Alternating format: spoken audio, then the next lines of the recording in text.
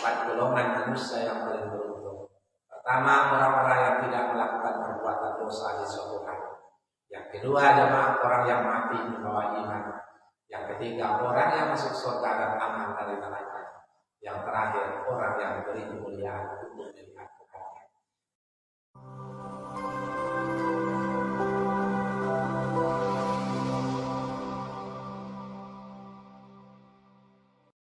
Bismillahirrahmanirrahim. Assalamualaikum warahmatullahi wabarakatuh. Waalaikumsalam warahmatullahi wabarakatuh. Alhamdulillahillazi wa ilaika mustaka wa anta musta'an. Asyhadu an la ilaha illallah lahul mulkul alam wa asyhadu anna Muhammadan abduhu wa rasuluhu sayyidul alam. Allahumma shalli wa sallim ala sayyidina Muhammad wa ala alihi wa ashabihi ajmain. Ma'asyiral muslimin rahimakumullah. Jemaah kamu Allah, jemaah subuh yang kami muliakan. Alhamdulillah, segala puji bagi Allah Subhanahu wa taala. Kita doakan kepada Allah Subhanahu wa taala, mudah-mudahan jemaah kita yang hadir di sini ini merupakan bukti kecintaan Allah kita, kecintaan kita kepada Allah Subhanahu wa taala. Sehingga perintah Allah kita letakkan di atas segala-galanya. Saya yakin jemaah, mungkin saya tidak seuzon. Mudah-mudahan saya hanya berhusnuzon saja untuk hadir ke tempat ini, untuk hadir sholat subuh berjamaah ini. Perjuangan kita tidaklah sama. Ada yang sudah merasa ringan untuk datang untuk sholat subuh berjamaah atau sholat yang lainnya. Ada yang merasa berat, ada yang ringan, ada yang berat. Saya hanya berpesan kepada kita bersama, kalau seandainya kita masih berat untuk sholat, datang sholat berjamaah, kami mengharapkan kepada kita, teruslah berjuang, teruslah berkorban, teruslah berusaha jemaah bagaimana suatu hari, suatu saat nanti kaki ini akan ringan saja melangkah ke masjid. Ya, zaman itulah yang mewah. Ya, akan datang suatu hari seperti itu. Jadi kepada yang masih berat untuk sholat subuh berjamaah, teruslah berjuang. Kepada yang sudah ringan, kakinya melangkah, matanya terbuka saja, tak ada sedikit pun, bahkan mungkin sampai mereka ke level menikmati. Kami sampaikan jemaah kepada kita bersama, kalau ada yang sudah sampai ke level itu, ketahuilah mereka sudah memulai bertahun-tahun sebelum kita. Sehingga hari ini jemaah mereka tinggal menikmati hasilnya. Mereka sudah mudah saja untuk hadir memenuhi panggilan Allah berupa sholat berjamaah. Mereka sudah memulai jauh sebelum kita memulai. Sehingga hari ini jemaah mereka sudah mudah saja untuk datang untuk sholat berjamaah. Pada mereka-mereka ini mohon doakanlah saudara-saudara kita yang masih berat untuk sholat berjamaah. Doakan saudara-saudaramu itu agar suatu hari, suatu saat nanti ia juga bisa menikmati apa yang kau nikmati hari ini. Jamaah, saya tidak tahu entah mana yang mudah itu, entah nama dulu yang masih sore itu. Nah, kita doakan, tetaplah berusaha jamaah. Kenapa?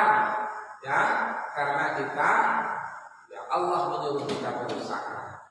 Tetap berusaha, ya. Kenapa? Karena kita memang dianjurkan untuk risau, untuk galau dengan hal-hal yang seperti itu. Kita dianjurkan jamaah untuk iri kepada orang-orang yang sudah biasa untuk sholat berjamaah. Kita dianjurkan iri kepada orang yang sudah sampai ke level itu.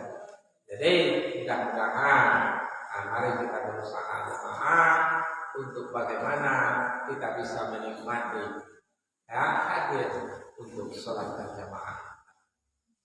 Jemaah sekalian yang saya muliakan, baik di suku ini sedikit mungkin dalam waktu sholat Isra ya jemaah jam 6 kita ingin membuka kajian ilmu kita pada suku ini berangkat dari sebuah pertanyaan sahabat kepada Rasulullah. Jemaah, sahabat pernah bertanya kepada Rasulullah, ya Rasulullah, siapakah orang yang paling beruntung itu? Jemaah, pasti jemaah tidak mau bingung. Pasti jemaah kita ingin beruntung dunia wal akhirat. Pasti. Dan alhamdulillah hal ini sudah ditanyakan oleh sahabat kepada Rasulullah. Ya Rasulullah, siapakah orang yang beruntung itu? Jemaah, pasti kita ingin jadi orang beruntung, menjadi orang yang tidak rugi di dunia ini. Dalam masalah apapun kita tidak mau jemaah menjadi orang yang berugi. Jadi alhamdulillah pertanyaan dan jawaban kepada sahabat itu jemaah sekaligus jawaban untuk kita hari ini. Memang dulu sahabat menanyakan itu kepada Rasulullah, tapi jawaban Rasulullah itu jemaah relevan juga hari ini. Siapa di jemaah orang yang beruntung itu? Ini sedikit hadis ini ingin saya paparkan dalam kajian kita pada hari ini. Sahabat menjawab jemaah, ada beberapa orang yang beruntung. Dalam hadis itu disimpulkan ada 4 golongan manusia yang paling beruntung. Kami berharap, kita doakan mudah-mudahan kita tergolong ke dalam golongan yang 4 golongan tadi. Jamaah yang pertama kata Rasulullah itu al-yaum la yaktubu alaihi minazambi. Ini yang paling beruntung. Jamaah, Nabi mengatakan orang yang paling beruntung itu la yaktubu alaihi minazambi. Orang yang melintasi suatu hari tidak ada dosa yang dicatat atas namanya. Orang yang lewat di suatu hari tak ada melakukan perbuatan dosa sekecil dan secuil apapun. Itulah jemaah manusia yang yang tidak melakukan perbuatan dosa, baik dosa kecil maupun dosa besar jemaah, tak ada yang dia lakukan. Disengaja atau tidak, kecil apalagi besar, tak ada dosa yang dia lakukan dalam suatu hari itu. Jemaah, di sana seperti itu. Boleh? Iya, boleh. Tak ada dosa.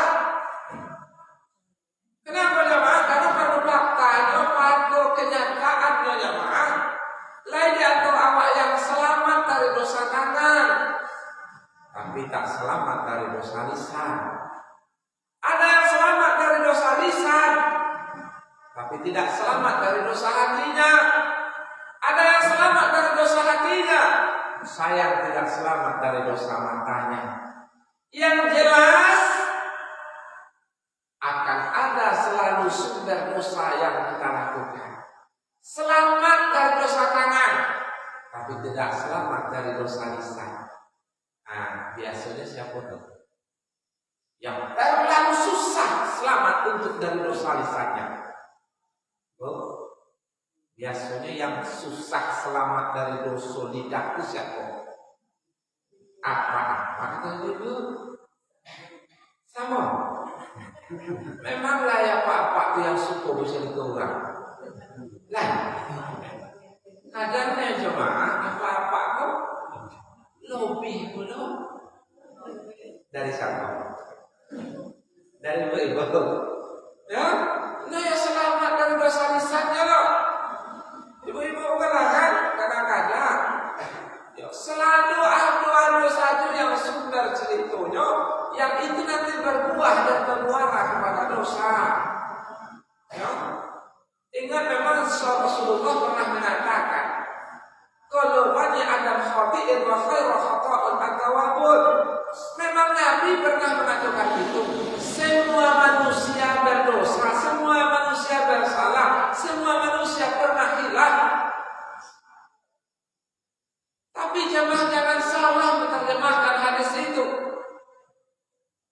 Bukan bermakna kita harus berdosa setiap hari. Ikut dosa itu jemaah yang ulang-ulang tiap hari. Nabi memang mengatakan semua manusia berdosa, tapi bukan berarti setiap hari kita berdosa. Nah, jangan diulang-ulang dosa itu kalau memang ada risiko jemaah. Ya, setiap kita berdosa, tapi tidak harus setiap hari awak berdosa. Kenapa? Rasulullah mengatakan manusia yang beruntung itu la yatubu alaihi minazambi. Tak ada dosa yang dia lakukan di hari itu. Kalau manusia yang beruntung itu jemaah, bisa ya? Insya Allah. Allah jemaah. Kalau baca jemaah para sahabat Rasulullah, ini tanggung takut jadi dosa. Ya. Apalagi dosa itu yang berhubungan dengan manusia. Ini tanggung takutnya di dosa. Itu sahabat Nabi itu. Bahkan jemaah para sahabat Nabi itu saking hebatnya, semakin menjaga dirinya dari perbuatan dosa. Ada sahabat Nabi itu namanya Abu Dujanah radhiyallahu anhu. Abu Dujanah itu jemaah sahabat Nabi. Setiap selesai sholat subuhnya langsung pulang. Salam kiri kanan dia langsung pulang. Nampak ya Rasulullah ditegur sahabat ya Abu Dujanah. Aku sebab capek mau pulang. Kenapa tak zikir dulu? Kenapa tak doa dulu? Maka pada waktu itu jemaah dijawab oleh Abu Dujanah, wahai ya Rasulullah, bukannya aku tak mau berdoa dan tidak mau berzikir.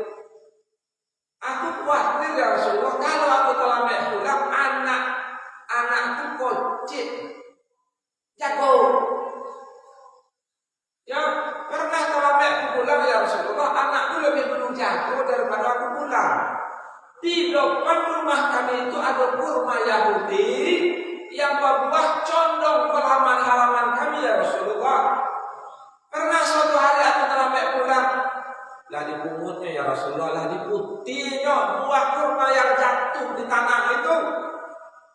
Bersobok dah ya Rasulullah, lah dimakannya, lah sampai ke kerongkongannya. Maka pada waktu itu aku mengatakan kepada anakku, wahai anakku, jangan kau permalukan ayahmu di hadapan Allah Subhanahu wa taala. Akan kucongkel wahai anakku kurma yang ada di kerongkonganmu, akan kukeluarkan walaupun harus mengeluarkan nyawamu. Oh yang jemaah, dia takut jadi dosa. Anak dari itu jemaah takut jadi dosa. Lah, jadi awak lebih hati-hati di dosa itu. Apalagi yang berhubungan dengan manusia. Kenapa? Karena prosesnya susah nanti di akhirat. Ya, itu sahabat Nabi.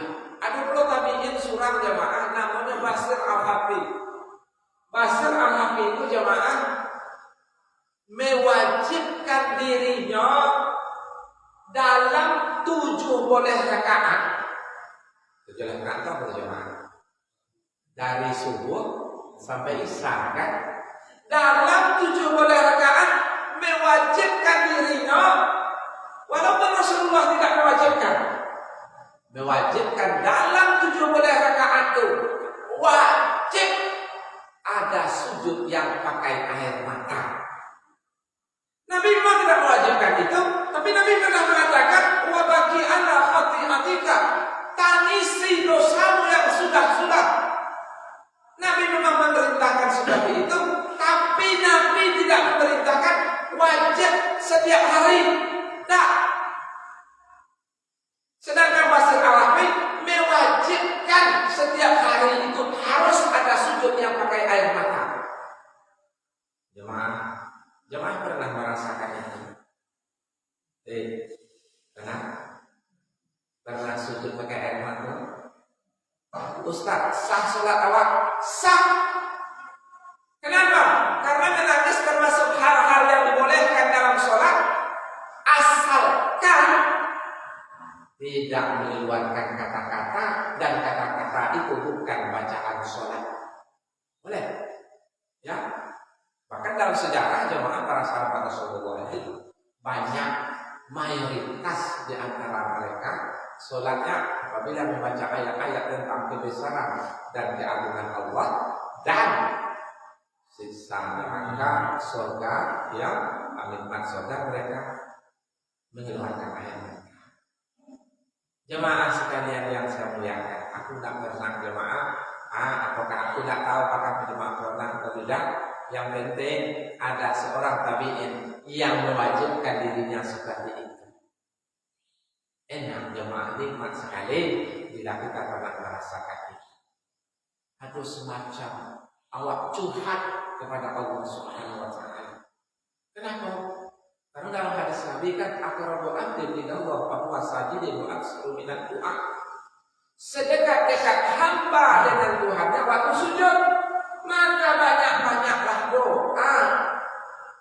Boleh jemaah kita menambah doa lain selain doa yang dilazimkan di dalam sholat. Kita boleh menambah doa lain asalkan satu, tidak sedang sholat berjamaah. Kalau nanti sedang sholat berjamaah, ya ramai pada imam kan? Kenapa? Karena imam hanya doa yang lazim dibaca. Awak menambah dengan doa-doa lain, ya itu akhirnya teramai. Jadi yang boleh menambah bacaan lain itu waktu kita sedang sholat sendiri. Tuh. Yang kedua, kalau doanya kita hafal lafaznya, boleh kita ucapkan. Tapi kalau kita tidak hafal doanya, hanya hafal artinya, kita hanya mengingat maknanya. Jangan disuruh dekat pakai bahasa Indonesia. Kenapa? Karena kita belum selesai sholat. Ya, masalah banyak. Apa caranya berdoa kepada Allah? Ingat masalah kita itu di dalam sujud kita, dan itu sudah benar. Jemaah sekalian, kembali kepada bahasa Al-Ahli. Apa katanya jemaah? Mewajibkan diri, karena suatu hari jemaah, mulai dari subuh, zuhur, maghrib, asar, maghrib, tak ada air matanya yang keluar. Sampai terakhir sholat isya jemaah, inoyu ahdu ayumatun yang keluar jemaah. Ingat ya, menangis tak bisa direncanakan. Kalau jemaah ada kau menangis, tidak bisa. Ya, maksudnya menangis di dalam sholat itu tak bisa. Kalau bisa jemaah kita ingin khusyuk seperti itu setiap saat, tapi kita tidak mampu. Jadi jemaah pada suatu hari sampai sholat isya, tidak ada air matanya yang keluar. Sampai sholat sunat setelah sholat isya pun tidak ada air matanya yang keluar. Gelisah jemaah, gelisah. Kalau kenapa tak bisa seperti hari-hari sebelumnya? Sampai sholat sunat pun tidak mampu melakukan itu. Jemaah sekalian yang saya muliakan, pada waktu itu jemaah dicari. Apa masalahnya? Apa umat palang bangga celakonya? Dicari. Akhirnya jemaah ketemu. Dan dapatlah solusi kenapa sholatnya tidak khusyuk seperti biasa. Memang jemaah, ya tidak semua khusyuk itu memang pakai air mata, tapi kebanyakan seperti itu. Apakah tidak ada air mata orang tidak khusyuk? Belum tentu juga. Ya, bisa jadi ada yang ya akibatnya sampai kepada air mata, ada yang tidak. Itu mungkin tergantung kepada seseorang. Yang jelas, para sahabat Rasulullah banyak yang seperti itu. Bahkan waktu pengangkatan Abu Bakar Siddiq sebagai imam pengganti Rasulullah yang waktu itu Nabi sakit, kan diprotes oleh anaknya Siti Aisyah sekaligus istri Rasulullah. Ya Rasulullah, jangan disuruh ayahku sebagai imam. Kenapa ya Aisyah? Karena suara anginnya lebih besar ya Rasulullah daripada bacaan ayatnya. Nampaknya itu Abu Bakar Siddiq. Ya, aku khawatir ya Rasulullah setiap sholat itu selesai.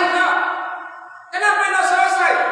Abu Bakar Siddiq lebih banyak menangisnya daripada baca ayatnya.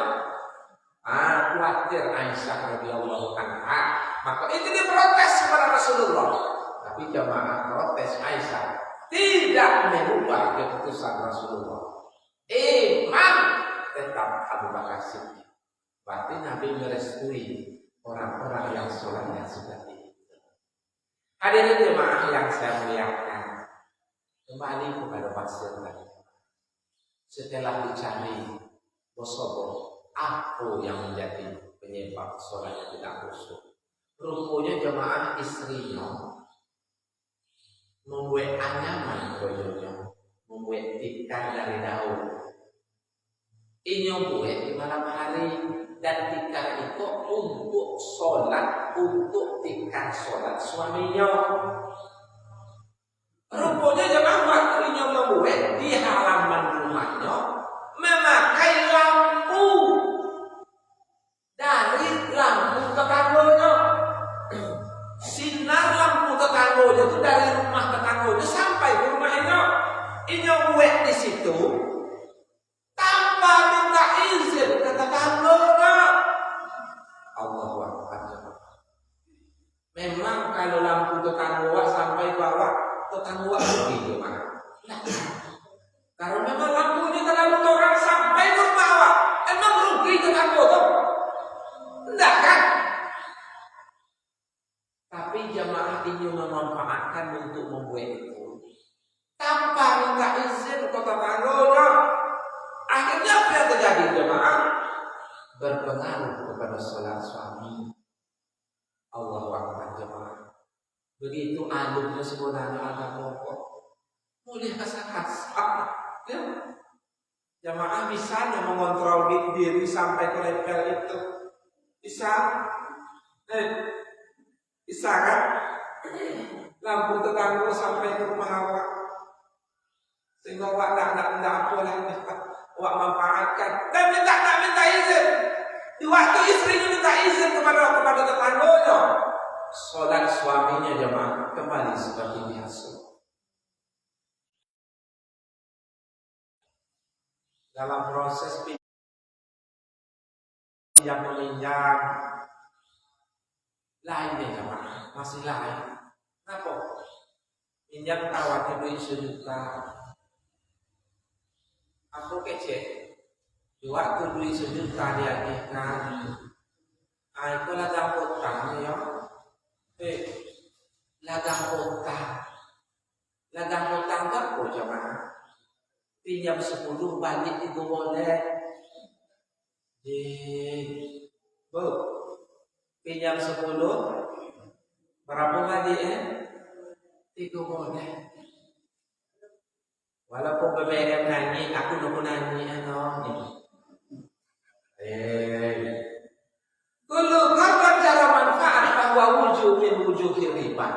Setiap utang piutang yang menguntungkan salah satu pihak, maka itu salah satu wajah dari wajah riba.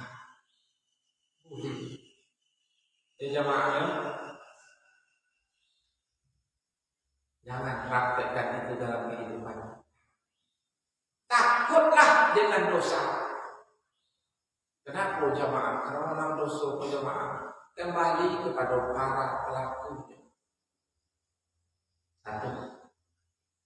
Yang kedua, siapa manusia yang beruntung itu jamaah? Allazi yakhruju minad dunya bil iman. Orang-orang yang keluar dari muka bumi ini dengan membawa iman, mati dalam keadaan beriman. Itulah manusia yang beruntung itu jamaah. Mati dalam keadaan beriman. Aku yakin jamaah, awakmu manusia beriman. Tapi siapa yang bisa jamin kalau iman itu akan bawa sampai mati? Iman itu akan ada pada diri awak sampai nafas penghabisan. Itu yang comeh kan jamaah.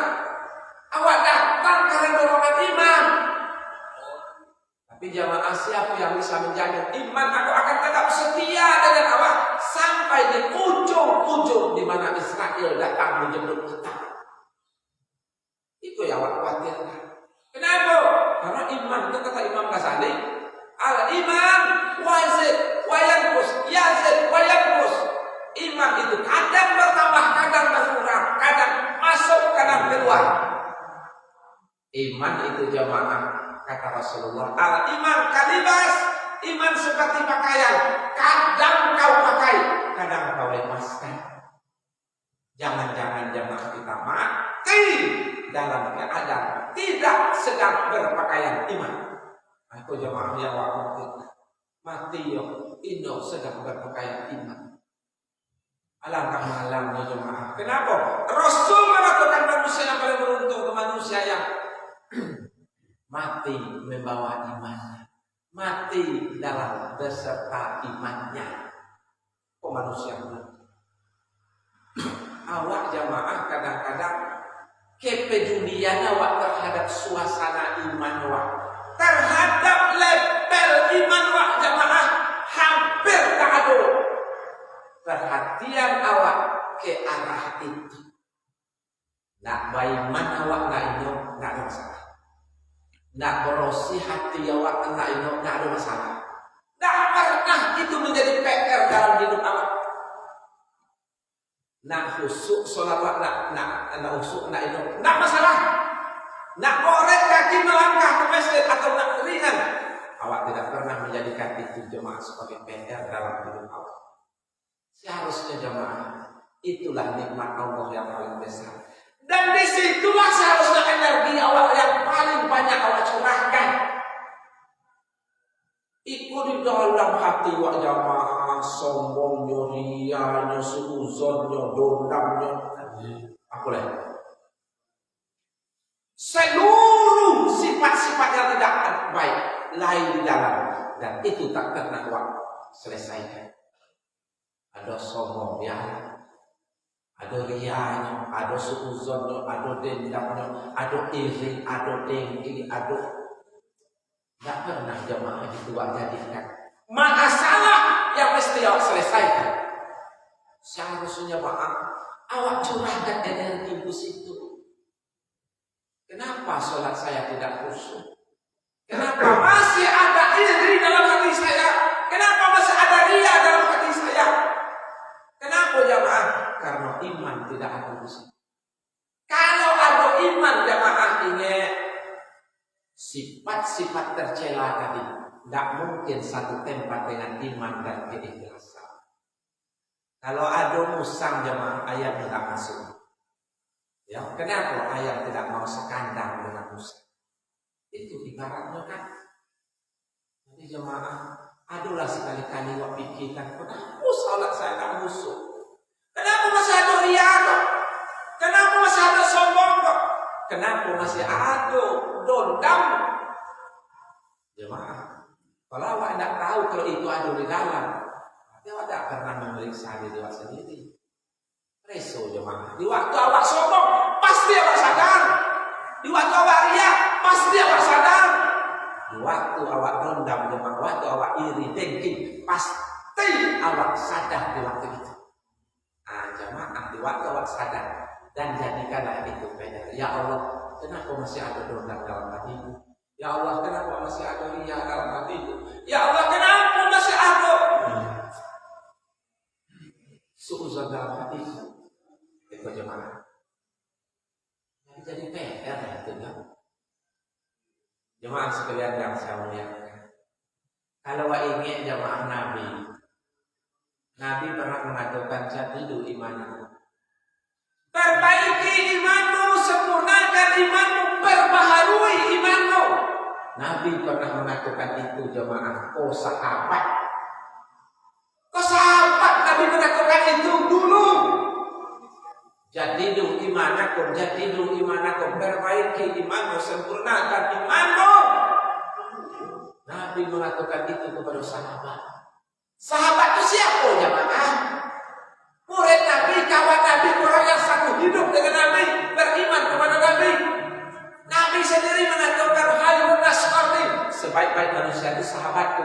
Kepada manusia yang paling baik, Nabi menyuruh perbaiki imanmu, sempurnakan imanmu, kokohkan imanmu.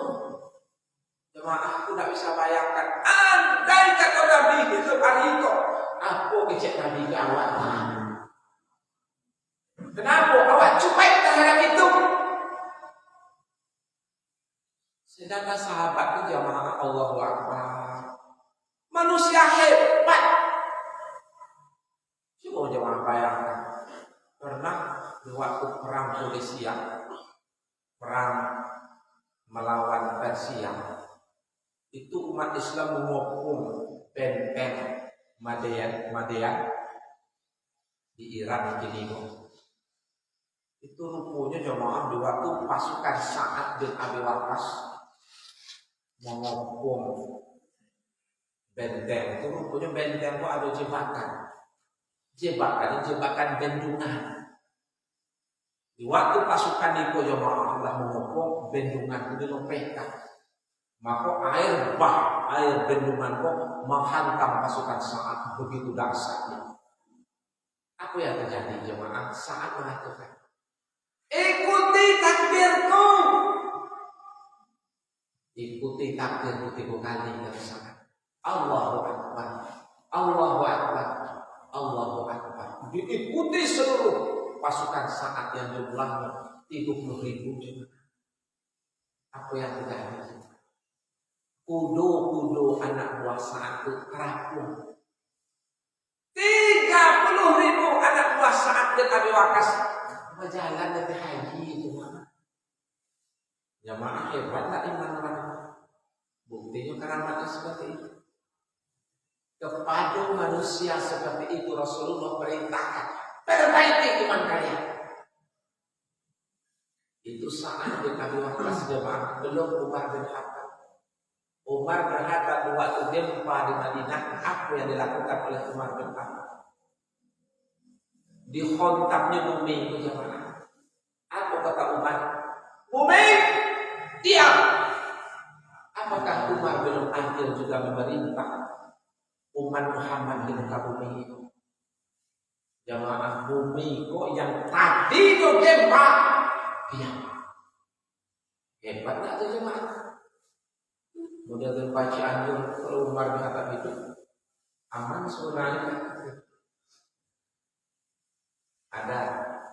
Ada ciala jemaah.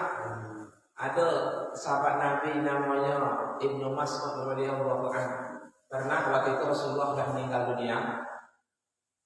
Itu pedagang-pedagang dari Mekah antri di pinggiran kota Madinah. Kenapa antri di rupanya jemaah? Pedagang-pedagang itu ratusan banyaknya. Antri kenapa? Karena jalur jalan yang akan dilalui oleh para jemaah itu ditunggui oleh segerombolan singa. Nusa ketek singa, puluhan singa garang-garang untuk di tepi jalan yang akan dilewati. Siapa yang kata lo? Kudu takut di singa, unta takut di singa. Nah, ada yang selalu lewat tengok. Kenapa? Singa itu masih di jalan yang akan dilewati oleh para pedagang. Akhirnya berita itu sampai kepada Ibnu Mas'ud radhiyallahu anhu. Baiklah Ibnu Mas'ud jemaah, dalam sejarah Ibnu Mas'ud itu jemaah sahabat Nabi yang kecil, kurus, hitam, kerempel. Tapi berita itu sampai kepada Ibnu Mas'ud tengok. Memanglah nampak antrian panjang para pedagang. Ibnu Mas'ud mengatakan tunggu yang si boyong maiku angkasi sunah. Ratusan singo di situ jemaah. Apa yang terjadi? Diambil dia Ibnu Mas'ud itu komandan singo yang paling bodang itu diambil telingo ditarik. Seolah-olah Ibnu Mas'ud mengatakan nyapu belum di situ. Awas! Itu pedagang-pedagang mau lewat. Ditariknya. Singo tadi tak lewat. Ikut patuh kepada Ibnu Mas'ud. Jamaah, apa karena Ibnu Mas'ud kuat? Tapi kan nak bayarkan Ibnu Mas'ud kurus keren kan? Siapa tuh jamaah? Sahabat Nabi. Hebat. Tapi jamaah kepada manusia seperti itu, Rasulullah masih perintahkan perbaiki imanmu, perbaiki iman. Jemaah, aku iman wala sampai selevel Ibnu Mas'ud. Jangan singo lah jemaah. Bodang 10.000 Pak. Kalau pantang no singo bodang pantang. Nah kalau pantang. Apalagi singo kan? Jemaah telah hebat iman para sahabat. Sekali lagi jemaah adalah kepedulian awak tentang situasi dan kondisi iman. Itu yang ketiga jemaah, yang ketiga jemaah manusia yang beruntung itu allazi yadkhulul jannah wa ya'malu minan nar. Orang-orang yang masuk surga dan tidak masuk ke neraka. Orang-orang yang masuk surga aman dari neraka. Jemaah ingat, kita memang pasti masuk surga. Kalau umat yadkhulul jannah ila man abad, man ta'ani dalal jannah wa man asani faqad abad. Semua umatku pasti masuk surga. Tapi ingat, tidak semua umat Nabi itu tidak masuk neraka. Jangan-jangan jamaah kita masuk surga setelah keluar dari neraka. Jaminan Nabi separuh. Dijamin masuk surga, tapi tidak dijamin untuk tidak masuk neraka. Jangan-jangan jamaah ya kita masuk surga setelah mantan penghuni neraka. Ini yang kita khawatirkan. Kenapa jemaah? Karena di akhirat itu sampai tinggi. Kalau itu di surga, di neraka. Alangkah malamnya nanti jemaah sampai di surga. Tengok keluarga, tak ada keluarga di surga. Kenapa? Karena di surga itu kalau jual dulunya jemaah. Pertama menikmati fasilitas surga. Yang kedua bersilaturahmi. Bahkan dalam tafsir Ibnu Abbas menjelaskan, sampai di surga jemaah, orang yang pertama kita cari itu orang tua. Ya, lah dapat orang tua. Orang yang kedua yang kita cari itu adalah anak. Ada anak kita? Ada. Itu manusia kedua yang kita cari. Yang ketiga baru pasangan. Siapa suami siapa istri waktu di dunia. Baru menjadi orang ketiga yang kita cari. Nah yang bertanya Ustaz, kalau lakinya lebih dari dua atau kalian ketek dulu, nemano dan terakhir atau yang pertama. Jadi kadang-kadang jemaah ada pula ibu-ibu itu janda nggak mau menikah. Kenapa? Takut berpisah dengan suami pertama. Iya bu. Kalau lain janda dengan si Nuana itu bukan wasu-wasu loh. Kata Rasulullah, suami ibu adalah suami yang terbaik di antara suami-suami.